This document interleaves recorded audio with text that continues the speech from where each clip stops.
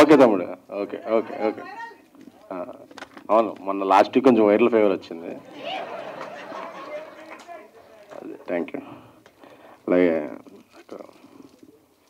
బండి సరోజ్ కుమార్ గారు అంటే నాకు ఒక ఇష్టం, అభిమానం, రెస్పెక్ట్.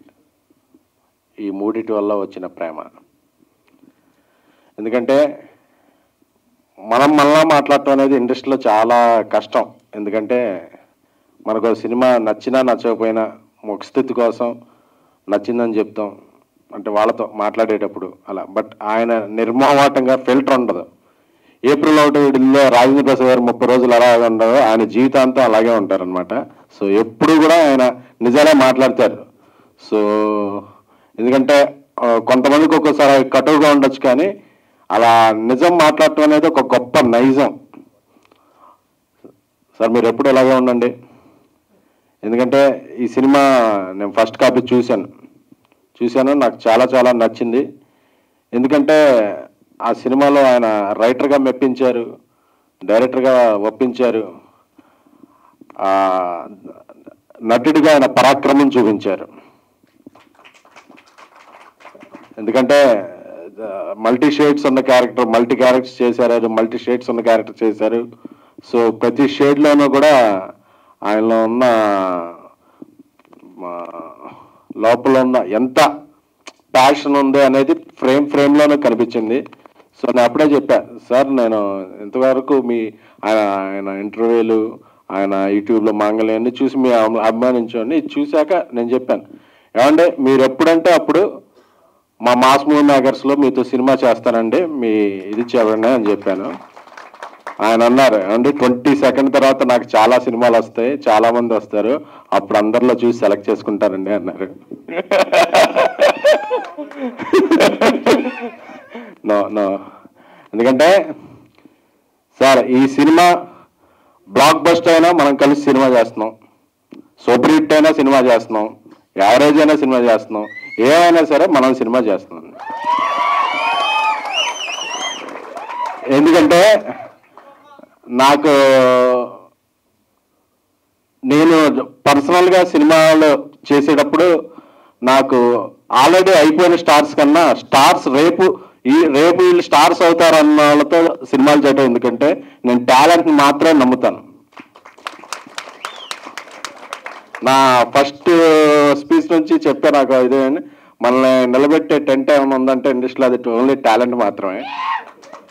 సో ఆయన దగ్గర చాలా ఉంది, ఆయన దగ్గర గట్స్ ఉన్నాయి. ఎందుకంటే ఆగస్ట్ 22 అంటే ఇండస్ట్రీకి ఒక పండగ. ఏంటంటే అది మెగాస్టార్ చిరంజీవి గారి బర్త్డే. సో అలాంటి రోజున ఈ పరాక్రమం సినిమా థియేటర్లో రాబోతుంది.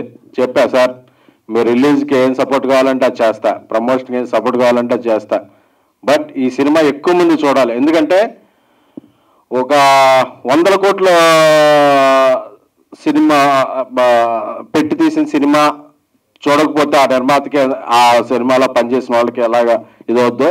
సో ఆయన టాలెంట్ కూడా కొన్ని 100 కోట్ల టాలెంట్. సో ఆయన టాలెంట్ని ఎక్కువ మంది చూడకపోతే కూడా ఇండస్ట్రీకి అంత నష్టం. ఎందుకంటే టాలెంట్ ఉన్న వాళ్ళు రారు, ఏదో అలా నామకే వస్తే రికమెండేషన్ క్యాండిడేట్లో అలాగా అవకాశం ఉంది. కాబట్టి ఆయనకు అవకాశం లేదు, ఆయన అవకాశం కల్పించుకున్నారు కాబట్టి ఆయన ఇప్పుడు, ఎందుకంటే ఇక్కడ మీ అందరూ కూడా ఆయనకేం బంధువులు కాదు, ఏం కాదు, ఆయన వర్క్ నచ్చి వచ్చిన వాళ్ళు, అలా వర్క్ నచ్చి వచ్చిన వాళ్ళు చాలా తక్కువ మంది ఉంటారు. సో ఆయన్ని అభిమానించి వచ్చిన మీ అందరికీ కూడా స్పెషల్ థ్యాంక్స్. ఆయన తరపున నేను పర్సనల్గా చెప్తున్నా, అంటే ఒక మనిషిని నచ్చి ఆయన ఎంకరేజ్ చేయాలని ఒక 2 hours టైం ఇవ్వాలని మీరు అందరూ వచ్చారు కదా, థ్యాంక్ యూ. అలాగే సార్ మీరు ఇందాక అన్నారు, మీడియాలో 90% జెన్యున్గానే ఇది చేస్తారు. కొంతమంది వాళ్ళ సంస్థ నడపడానికో లేకపోతే వాళ్ళ నైజమో అలా కొంచెం వాళ్ళ డిమాండ్ చేస్తుంటారు. కానీ బట్ ఒక ట్రూ సినిమాని ఎప్పుడైనా సరే ఒక ఆడియన్స్ దగ్గరికి తీసుకెళ్లేది, దాన్ని నిలబెట్టేది మాత్రం ఒక ఫస్ట్ పిల్లర్ ఏదైనా ఉంటే మాత్రం అది ఒక మీడియానే. అది ప్రింట్ మీడియా అవ్వచ్చు, ఎలక్ట్రానిక్ మీడియా అవ్వచ్చు, సోషల్ మీడియా అవ్వచ్చు, ఎనీథింగ్. అలాగే ఈ సినిమాను కూడా పరాక్రమాన్ని తీసుకెళ్లే క్రమంలో మీడియా కూడా వాళ్ళ పరాక్రమం చూపిస్తుంది.